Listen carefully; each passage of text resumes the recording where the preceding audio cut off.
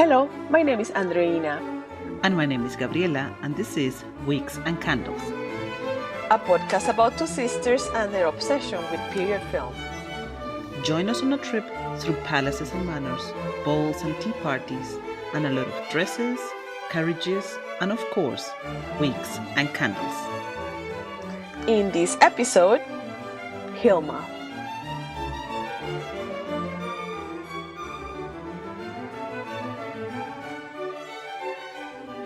So, Gaby, we're meeting today for the first time in a long time to kick off the 5th season of our podcast.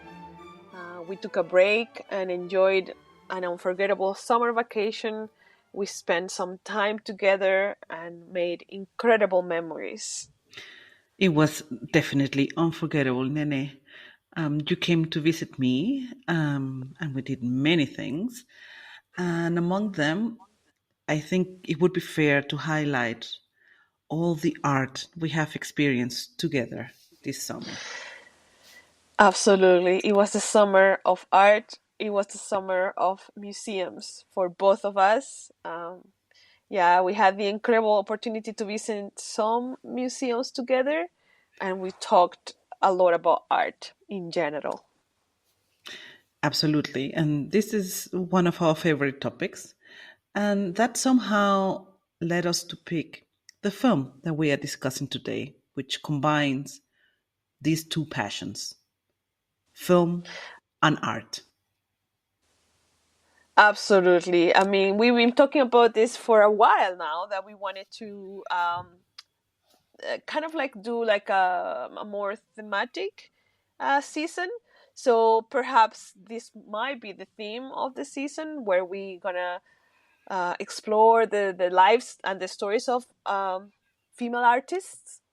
So today we're talking about Hilma to kick off this exploration of women in art and in period film, art in period film, women in art in period film. So yes, we're talking about Hilma, a biopic about the Swedish artist Hilma af Klint. And I know this film was special for you in some way, and this is why you recommended it. Well, yes. And if I'm allowed, I would like to tell why. I saw this film on a flight last year. I was coming to visit you, and I found it on the movie selection in the plane.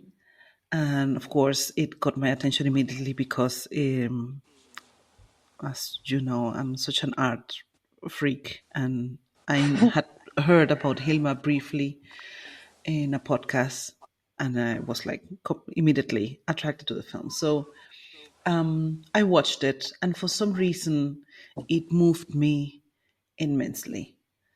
Of course, it might be primarily because I was going through some personal turmoil at the moment, and I had recently acknowledged that I needed to take my love for art more seriously in my life. And so watching the film triggered that very strongly. The fact is, while watching the film, I got super emotional, and I started sobbing, which rarely happens. So I had to take a break and continue afterwards. So when I finally landed and I came to you, I said, okay, I had this experience in the plane with this film. I think this is something that we should watch together. Wow. Yes, and we finally did, and I have to say it was a summer night at your house, and we had such a remarkable few weeks already, talking about art, reading books about art, visiting museums, and talking about the artists that we loved and why they're important to us. And just watching this movie was a very moving experience for me as well, both because of the experience that you had with it and the story that came with it, but also because the film itself touches on so many topics that are important for us and for this podcast, that we talk about, mainly women in the past and women's expression throughout history and so on. So it was a remarkable experience, I have to say. Yeah, so just for the film itself, I found it really moving. But why don't we start with some general facts? Sure, Nene. Hilma is a biopic from 2022, and it tells the story of Swedish artist Hilma af Klint, starting in her youth till her death. It was written and directed by Lasse Hallström, and it stars Tora Hallström as Hilma or young Hilma, Catherine Schog as Anna Cassell, who was one of the closest friends of Hilma af Klint, and Lena Olin as older Hilma. The film was released in October 2022, as mentioned, starting in Sweden. And after doing the festival circuit in Europe, it debuted in North America at the Palm Springs International Film Festival in January 2023. We didn't find many more facts to mention about the film, but listening the names of Lasse Hallström, who's a renowned director, and actress Lena Olin gives us a good hint and certainly good credentials of the high caliber cast displayed in this film. Now, Gao, you're the one who told me about Hilma. I didn't really know her name or her art or her anything about her, and you're the one who started to tell me about her life. Can you tell us a little bit about who she was, and how did you come to know her? Hilma af Klint is indeed rather unknown to the general audience. And it is partly because of her own will, and partly, of course, because art history has excluded women in in many cases, and Hilma has been one of her. I heard about Hilma af Klint for the first time through Katie Hessel's podcast, the history, the Great Women Artists podcast. So I was just very superficially familiar with her name and with her art.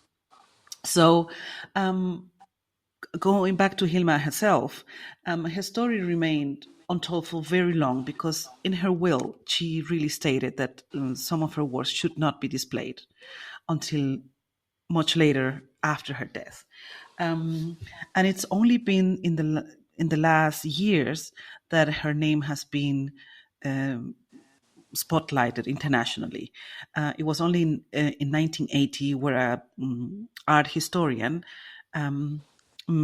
made her work known, also with the help of relatives of Hilma af Klint who had been guarding her work and so on. But we have to maybe differentiate into two things. Hilma af Klint was Okay. extremely prolific and she lived very long. She had a very productive life as an artist. And she did a lot of figurative art. She did a lot of landscapes, portraits, also a whole lot of drawings.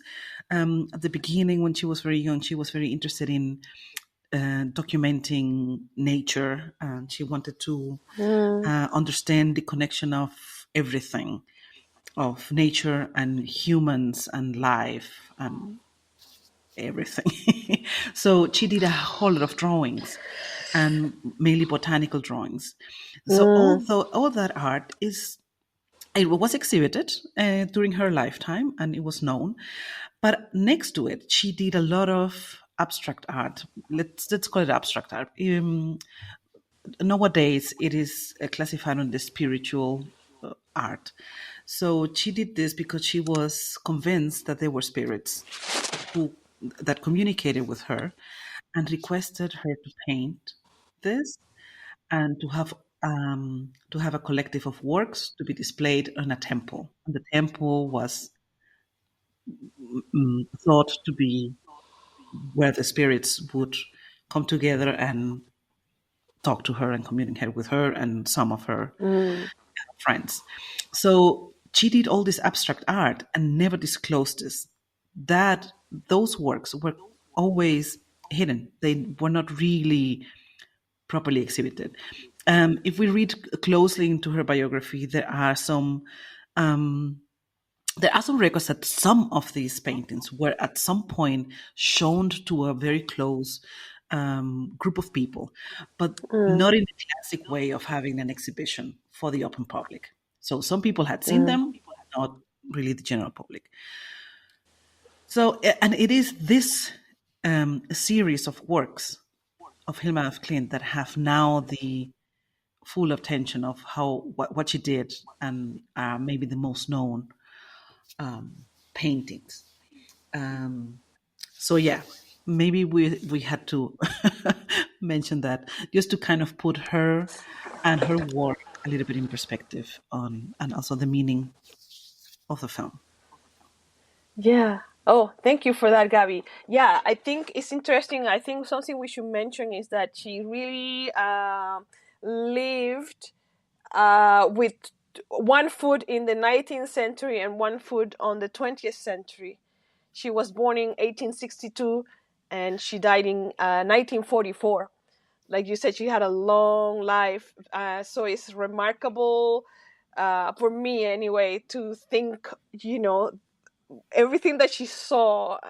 I mean, up to when she died, and all the artistic movements that her life covers. Right? So anyway.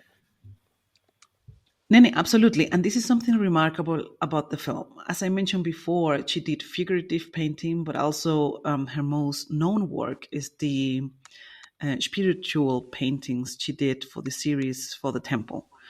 And those are quite complex to understand because they are linked to this universe that she created uh, of her own. Um, and those are not quite easy to understand. You have to get into that wavelength Mm, and grasp what was the message that she was receiving from the spirits and what she wanted to convey. And this is something that they achieved very well in the film. They showed her creative process in a very plausible way, so you can really get the feeling of being close to her as an artist and what was going on in her mm, mind. And I think not all films that are biopics achieve this.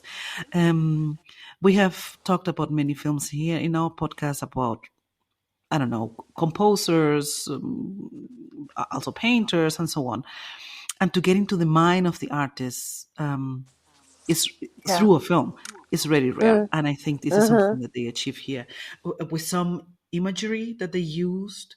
With a combination of certain frames, they would do close-ups of Hilma and see her, like try to portray her mind working, and mm-hmm, the color flashes passing through the frame. It would give you like a good glimpse of how it could have been for her to have the inspiration to paint this. yeah. Yeah. Yeah, yeah. No, definitely. This. I think this is what surprised me about the film. First of all, I had the expectations were low, but not because of the subject. It's just when you told me the director. But this is what really impressed me about the movie, because this is something that I always mention. I'm not sure if I've mentioned it in the podcast, but it is rare for a movie to be able to portray visually the mind of the artist. Like it's like you have a movie like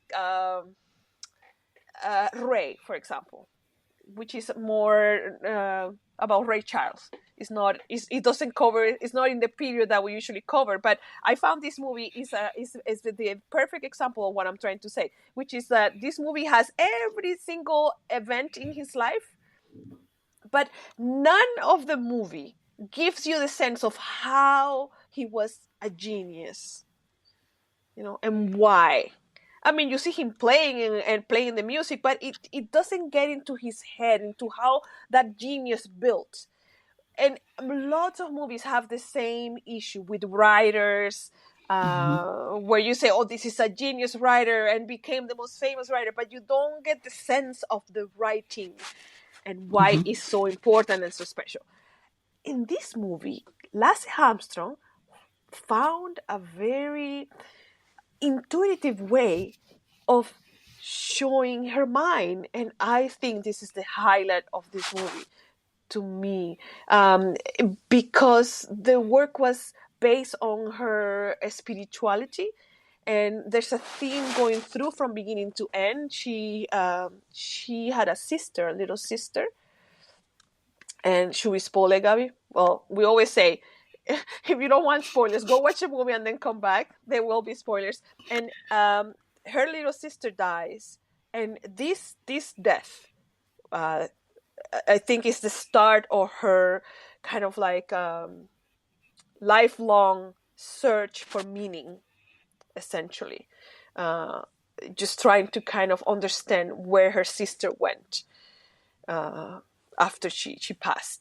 And this is very well developed throughout, with a lot of flashbacks, sounds, like you said, the close-ups, as yeah, that is very well represented. And when she starts painting as well, especially this large, what became her most famous painting, this large, huge canvas, that is also very well done. So that leads me to our first question. What was your shining candle? Or, maybe you have more than one shining candle? Well, usually I am very indecisive and I have more than one. But let me start with my definite shining candle. There was a lot of art in this film, and I love that. I think the peak, the most beautiful scene, is where she's painting these big paintings in this atelier. So maybe to frame that scene, she got together with a group of friends who all came from the art school. They got together and they rented a huge studio, a beautiful atelier. And at some point, she says, "Okay, I have this idea, and I would like to paint this big format." For the spirits are telling me that I should paint these big format paintings, and they portray this process very beautifully. The atelier is a huge room flooded with light, with daylight, and you see how she prepares the canvas, which is, it looked like more like a paper, like Mm, a canvas on paper, and how they mm, roll it out on the floor, and how she prepares the color, and how she draws first the shapes on the canvas, and how they start painting, and everybody is collaborating and painting this huge painting. So this entire process of creation of these works was extremely beautiful and mm. satisfying. As I said, there was so much art being shown and made in the film that Yeah. was a huge delight. And at the end, they roll them up. They take them Oh, from the floor and they roll them up because they pull it from the ceiling. And this moment of seeing these paintings finalized, it was completely overwhelming, because these works are just, as maybe said before, they are just truly overwhelming to the eye. The beauty, the radiation of colors and shapes. It was so unusual back then. Maybe, mm, I don't know. Um, Surrealism was starting. Not surrealism, excuse me. Abstract art was beginning to bloom during those years. That was the beginning of the 20th century. There was Kandinsky doing his colorful compositions. Um, yeah, and some other artists already exploring a lot with color and so on. But the color palette used was completely different to what Hilma chose, yeah. and also the shapes that she used. So they're so refreshing for the eye. It's like a burst of the burst of color and beauty. Yeah. So yeah, that scene where they create these paintings was definitely a highlight for me. And also because, as I mentioned, they show her a lot working. All the art that they showed, how she started painting as a young student in the art school, drawing. They show her many times making drawings, and they show her drawings as well. So you get a very good feeling of her capability, her skill, her talent, and yeah, her core as an artist. You see it Mm. very well throughout the film. So that was certainly a highlight for me. And maybe Nene, we also go into it. I think the entire aesthetics of the film are superb, very remarkable. Those are my shining Mm. candles. How about yours? My thank you for that. First of all, thank you. Definitely a highlight. All those scenes that you described, is the movie is beautiful. Like it's really beautifully shot and light. My shining candle, I will say, is the direction. Here I was skeptical about Lasse Hallström, and there, sorry, and now I'm saying that his direction is my shining candle. But it is, and it's just because what I just mentioned, that it gives us a sense of the inner life of Hilma, and how that inner life, was expressed in the painting, and actually how her the film manages to show how her art evolve as well, and how her ideas evolve as well, which is rare as well. We have a good sense of her capability, but also what I really, really appreciated.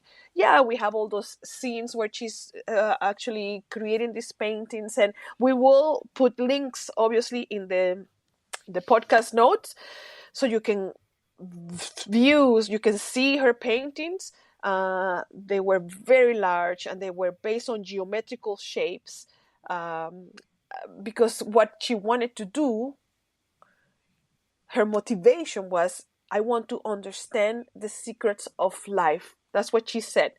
And she's trying to portray in her paintings, she's trying to portray things that are completely invisible, right? She is abstract in the sense that she's trying to obviously portrays not only as the abstraction of objects that we see, she's trying to portray abstract ideas into the canvas. What's the soul? Well, What's she was trying to make the invisible visible. That's one of the most common descriptions of her work. exactly? And what she wanted to do was just she wanted to do a map of the world. I think that's what the word that or the expression that she said. I'm drawing a map of the world. She wanted to catalog the world, these invisible things in life, death, the beyond, the spiritual, the connections between nature, etc. So I really enjoy that in the movie. He did that through a lot of scenes that show her dreams, her memories, obviously her inner life. Again, a lot of scenes connecting her to her sister, and how that event in her life influenced. So we can actually feel it. It truly is a show don't tell kind of movie, which I loved. Very well. So Lasse Hamstrom reivindicated. Well, yeah. Well, the thing is, I mean, he's a veteran director, and he was working with two remarkable people in his life. This is a very interesting fact, that both Hilmas, the two actresses, are part of his family. Uh, the young Hilma is his daughter, Tora Hallström, and older Hilma is his wife, Lina Olin. So I have the feeling that this movie was close to his heart very much. What about you? What do you think, Gaby? I also think that it had a special meaning for him, and this is why the script was so carefully written. Mm-hmm. Yeah. I think it's different I if you get a script by someone else and then if you write it yourself, because obviously your connection to the topic is, I think the approach is different, and then maybe you have a different connection to the story. So I would yeah. definitely assume that this was particularly special for him, and why he then chose to cast his wife and Yeah. daughter for this role. Yeah. But It before was we it move was on not to the aimed to it was not aimed to yeah. yeah, not to a mainstream audience or anything. I think it feels like a passion project. And the reason is because remember the word that Yeah, I said totally. to describe him, that is bland, or I describe his filmmaking as bland or sentimental, and this was the furthest from bland. It was visually beautiful, which means he wasn't bland in his filmmaking. He made great choices, visual choices, that I hadn't seen before from him. So that I appreciate that. I have the feeling. That's why I have the feeling that this is a movie that they wanted to. It was important for them to get right. But that said, let's move on to the next question, which is about your sweaty week. One thing you didn't like about the movie. So, Gaby, what is your sweaty week for Hilma? Nene, it's hard because I really like this film, and from a technical perspective, I think they did all the right choices. The, from the technical side, there's really nothing that I would like to um, comment on a negative way. Um, I guess, and you might agree with me on the sweaty week. There is one character in this story. One relevant male character, and that is Rudolf Steiner, who was a philosopher of those times, and who Hilma admired a lot because of his thoughts and his writings and so on. So she had the opportunity to meet him on a couple of occasions in her life, and she was Mm, very eager to get his opinion on her work because she thought that he might understand what she was working on and what her goal was. That she had the hope that only he, who was pretty avant garde in his philosophy, um, would be able to follow her vision. And she was mm, disappointed always by this man. So, um, yeah, the as I said, it's not really something about the movie. It's maybe a sweaty week in her life that she was kind mm, of always looking for the validation of this man and never got it. Um, Everything is very well portrayed in the film. Maybe I have to highlight that how this dynamic took place, how he mm. came into her life, and what he caused in her life, and what influence he had in her work and in her um, yeah attitude towards many Yeah. things. Um, but as I said, as a character, of course, it's very painful. Maybe it is very painful again to see in a story Mm, where we are trying to highlight the life of a woman and the work of a woman. It is always very painful to see how much damage mm, mm, a man, a male character, can cause on a woman. Yeah, so we mm, saw here again history repeating. History repeating. On one hand, we were being mesmerized by the power of Hilma, her work, and her entourage, because mm. she, and they portray this very well in the film, she was surrounded by very strong women, also artists, and we loved this to see another group of female artists being Yeah. successful in their surrounding. They also painted a lot and worked a lot and exhibited, and so we were like, wow, they have this strong connection, this sorority bond. As artists, as women, and so on. And then you see this guy coming into the picture and just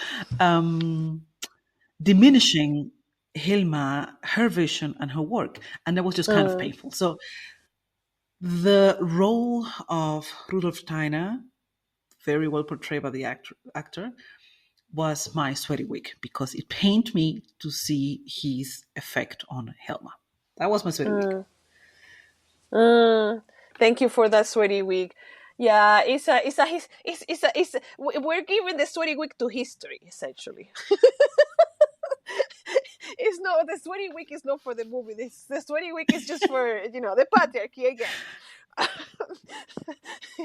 So But yeah, that happened. I The actor agree, was very Gabby. good, by the way. So Yes, yeah. It is a very yeah, it's a very intriguing part of Hilma's story. It's an interesting part of Hilma's story because she was in many ways a visionary. She had such conviction. She started she painted for a long time before she started doing this series of abstract paintings or spiritual paintings. I believe she was 44 when she started painting this series of of large paintings that she's now known for, that are revolutionary. So she had lived a life, right? And it's intriguing that despite this vision, conviction, the fact that she had created this group of women that they met for 10 years every Sunday to paint, to talk about paint, this was a remarkable work and conviction. But she was derailed by this one opinion. She stopped painting when she showed the mhm. paintings to this philosopher that she believed was the one who was going to understand that she was doing visually what he was doing in his philosophy, essentially. Like, this is the visualization of what you're doing. And he said, well, he didn't get it. And the worst of all, he said, people won't get it. People are not ready. And she was completely discouraged and she stopped painting. I think for 2 years or something like that after that. So it is an intriguing point that like it's hard to understand a little bit that she would be derailed by this event, this opinion. She then continued, obviously she continued, but for a while she was completely discouraged. So yeah. Nene, how about you? What is your sweaty week?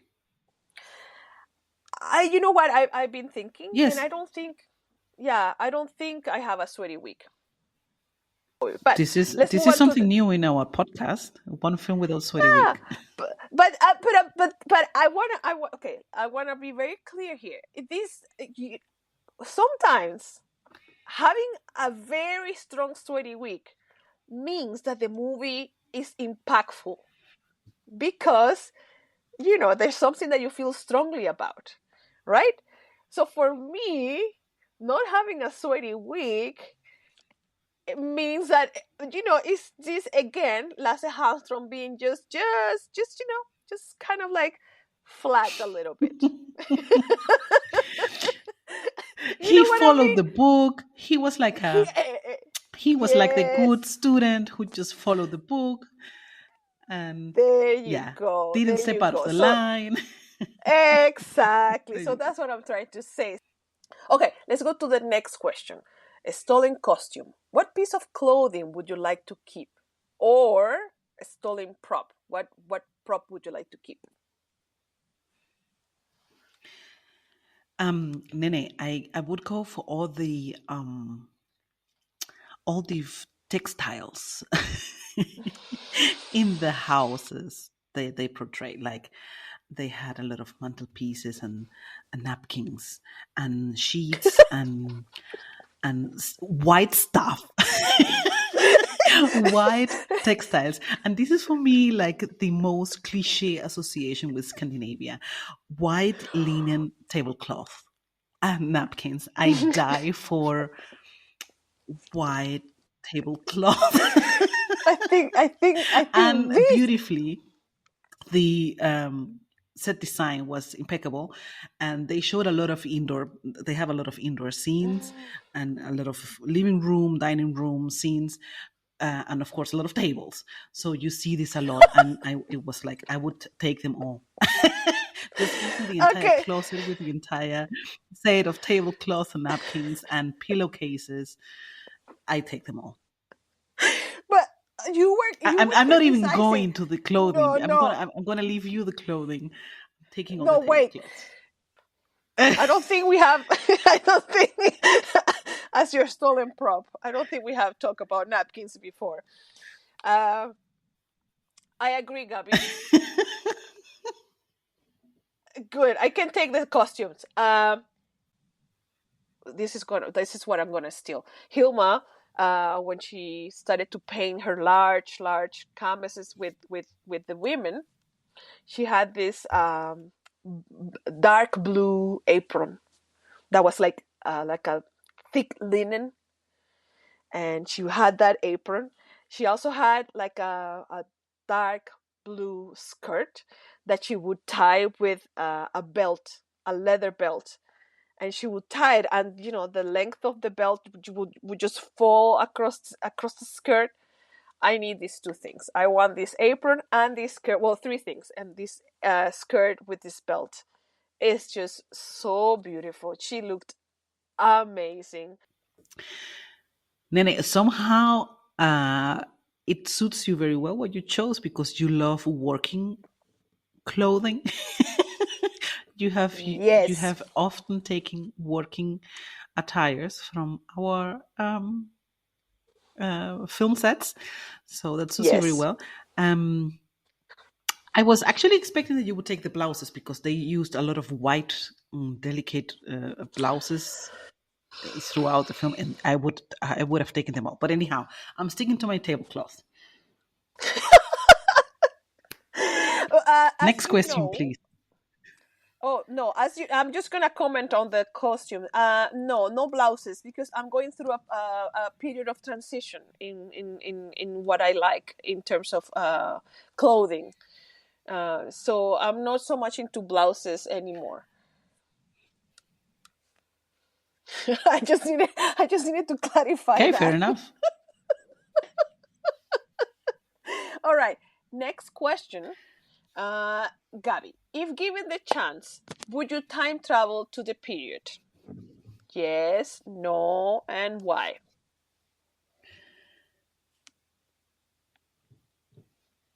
I would, I guess I would go. Maybe not late 19th century, but beginning of the 20th century. It's a fascinating time. Um, it was still prior to World War One, where the world started to crumble down. Well, deeper. Yeah. It was like a seizure in humanity. Um, Mm. so the early 20th century, I think it's fascinating, and specifically um, in this context of art, um, I would definitely go. There was a lot of things happening in the art scene that highly fascinate me. As I mentioned quickly before, the beginning of abstract art was being born, and I would love to. I would love to see that. I would love to hang out around Stockholm and maybe see what other artists were doing during those days. I would go. Very good. How about you? Yeah, yeah. Do you Yeah, feel and attracted to it's this time of history and to this place? Because we have to always specify we would travel to this part of the world.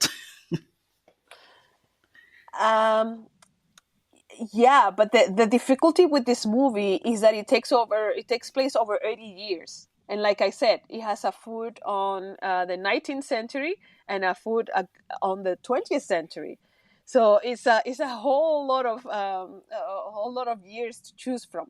Um, I was actually fascinated by seeing the 19th century in Sweden. It seemed to be a little bit more progressive than we've seen in other countries, like in other periods, in terms of what women were allowed to do. Of course, they were still severely repressed, but they were allowed to study painting, and they were allowed to paint nudes.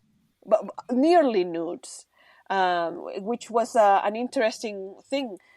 We see one class where they are painting actually a male model. So they study anatomy. So they were. They had more freedoms, at least in their education, their artistic education, which is interesting to me, because we have seen that in other places of the world, women would not be able to, to to paint certain topics and certain subjects, etc. Of course I will go, but not to. But the beginning of the 20th century. Ah, Well, beginning of the, like 1905, like 1906, maybe until 1911, I would go. yeah, I guess so. Yeah, I think so. I mean, it was very beautifully portrayed. Like life was portrayed in a way that seemed like women had a little bit more freedoms overall. So yeah, I will go. But I want to say something that we haven't mentioned yet, which is related to early 20th century, which is the choice that Hallström made of using real footage of Stockholm as the background scenes, like the background scenes, like the exteriors, all the exteriors, or a lot of, okay, not all the exteriors, a lot of the exteriors in the city, like for example when she's walking with her friends to the art school, or when she's walking to the paint shop to get her supplies, and anything that happens in the city, they used real footage and they inserted the new film within, and that was so interesting. I mean, it doesn't I mean, it's not perfect, but it's just an interesting way of doing it. Like innovation, it's innovative that he tried to do that. So when we saw the extras, the people walking around in their early 20th century costumes, were actual people. These were not costumes. These are actual people wearing their actual clothes, because these were actual, this is actual film from the time. So I think that was an interesting choice, and it'd be really nice to kind of stop and watch carefully, like pause and look at the. We didn't do that, but take the time to pause and see the people being, the kids and the people with their the clothing. Yeah, Gaby. Okay, so to finish, let's do our rating, which is from 1 to 10. Wigs and candles. 1 is all the city wigs, and 10 is all the shining candles. So how many wigs and candles do you give to Hilma? My rating, based on the remark that Lasse Halmström was the good student who didn't step out of the line, the film has no obvious flaws. So one could say, okay, why not go for 10 shining candles, 10 wicks and candles, Um, it would lay on the hand. Um, However, if I would do that, even though this film has emotional, a very meaningful meaning, very impactful meaning for me personally, Mm, it would be unfair to put this film at the same level than other films that I have personally rated with 10 Weeks and Candles. mm, Um, because, as I said, it didn't have any obvious flaws.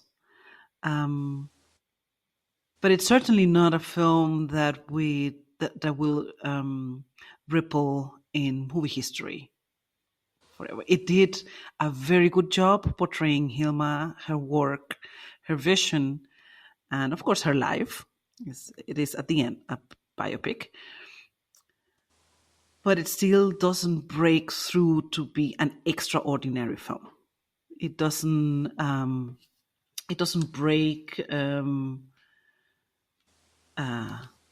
molds and patterns and so on. It's a very well done film.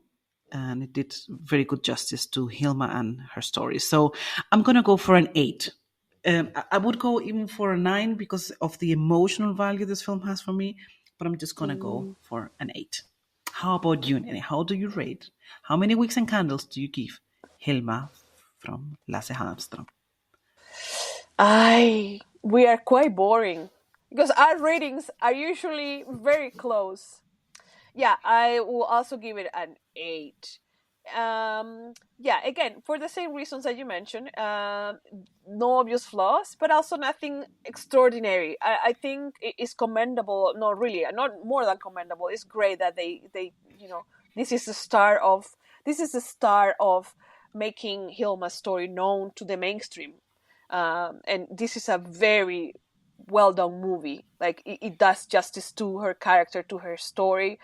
So it's a very good beginning of bringing her story, to mainstream audiences. Is the beginning. There's been a couple documentaries here and there, like little things here and there, but we always talk about this, how movies have the power to really bring a subject to the masses. So it does that very well. Yeah, so I said I'm gonna give it an 8 as well. um, I think we have to talk about the emotional. What's the word that you use? Emotional.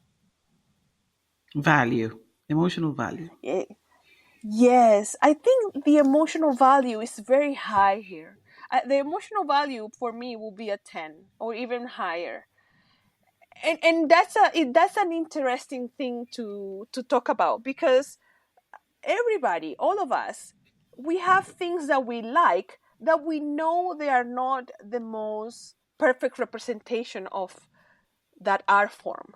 Like I say, we all have a song that we love, that we think, well, this song is not revolutionary in any way, but this is my song that touches me deeply for a very personal reason. So I think this movie does that because the reaction that you had was so visceral. And I completely understand that. I have had visceral reactions to different things like albums or movies and things that had sent me, into deep thinking and changes, like actually life changes. So you had that very high emotional value, and I did too. And for the reasons that I'm going to state here, this film is about a painter that history again forgot. A women painter that history forgot, that is now just being discovered. Um, it made me think about all the artists throughout history, all the women artists throughout history that history has forgotten. Um, First of all, number two, it made me think about something else. Her her success as a painter came after her death, posthumous, right? And it was the best representation was an exhibition that took place at Guggenheim in 2019, where her this series of painting that she always said that had to be presented all together in a very specific kind of building finally happened. And what made me really kind of broke my heart is the idea of the unfulfilled promise of an artist. I feel this very deeply myself because I'm trying to be a writer and this is my dream. So the feeling that she could not have that recognition during her life, and the pain of the unfulfilled artist, of the unfulfilled um, promise of the artist, that for me was painful. that she painted her entire life without recognition, which is not everything, of course. That's not the reason artists create. But what's the point of creating art if it's not communicating with others, right? Having an impact, like, and having that feedback. Yeah, so it is extremely sad that, it was after her death that her works were exhibited in totality and her name is being talked about. And like her, there's millions of women artists, writers, poets, painters, dancers, uh, who's, they will die unfulfilled, and that to me is extremely painful. Okay, so that's I was a very serious comment there, but anyway, that's why the emotional value is very high for me, because it's a story about, somebody who was such a extraordinary character, but outside of the time. What do you think, Gaby? Why do you think the emotional value was so high for you? Nene, I appreciate that you bring this up, that you differentiate between the objective rating from us as a viewer, as a movie, and what personal meaning it has for us. Because, of course, art is very subjective, and if we consider a work of art, we have to, we of course viewing this from a very subjective, and we are rating this from a very subjective perspective.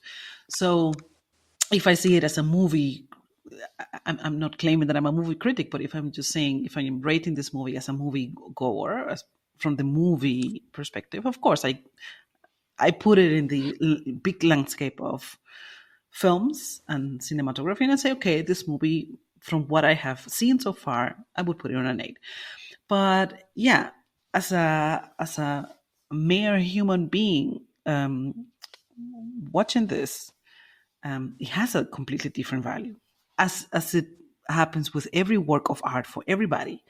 Some people might react to a painting completely different than the others, so it is very subjective. So yes, this film has a huge personal emotional value, out of many things. As I said, it kind of somehow tickled my art lover soul. Mm. That moved me deeply.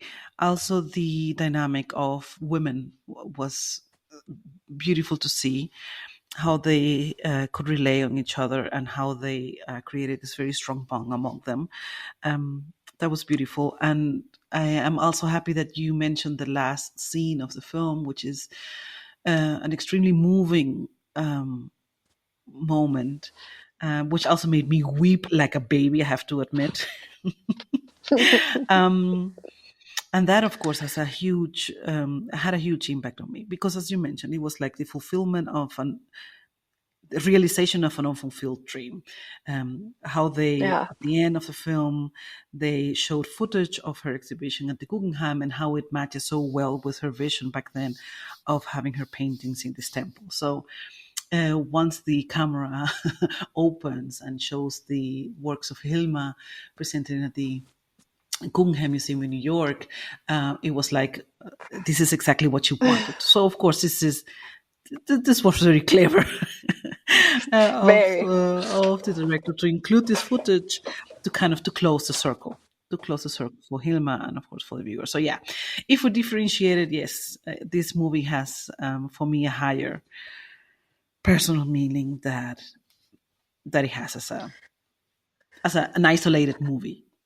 I think it's because we see ourselves in her story and the story of the other women painter, her friend. I think we see ourselves in that story, in that we all have some destiny that we want to fulfill. Especially if you want to if you want to make a change in your life, like you are trying to do, which is incorporate more art, and you're now studying art history again, you're back to art history. I think when we lose our um, sense of destiny of what we are here on this earth to do, and we put it aside for whatever reason, uh, you know real life is tough, and it's hard to keep dreams alive, very hard to keep dreams alive, especially where your dreams are unusual. So I think that's where, I think for me, that's where I see myself. How everybody has a calling, uh, and I feel I have a calling, and obviously Hilma had a calling that she could not answer, and you have a calling for studying art.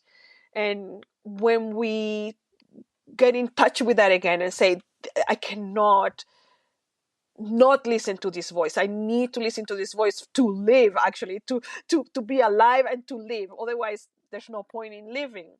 I think that's where you and I see ourselves in this movie. um, that this is something that speaks to you. You had buried that love for art for a while, and now you're back to it. And for me, writing or just doing exactly what we're doing, which is talking about movies and talking about art and talking about women in history, you know I have a, I have a sense that this is what I that I want to do. I love it. So I think that's why the emotional value is high for us. Okay, so Gaby, thank you so much for this conversation, and thank you so much for recommending this movie. I really enjoyed it. It moved me. I watched it today again, and that final scene made me cry again. I actually cry like a baby as well. So thank you, Gaby. Nene, thank you for being open to my suggestion and giving Lasse Hallström another chance. And for our beautiful discussion, this film will certainly remain as one of our most cherished one because, as we mentioned, of the personal meaning that it has for us. It has been wonderful, and I love to go through the work of Hilma every time I have the chance. So thank you for giving me the opportunity of doing this together with you. Well, thank you, and thank you everybody for listening. See you next time. Thank you. Bye Bye bye. bye. Stay tuned. Bye.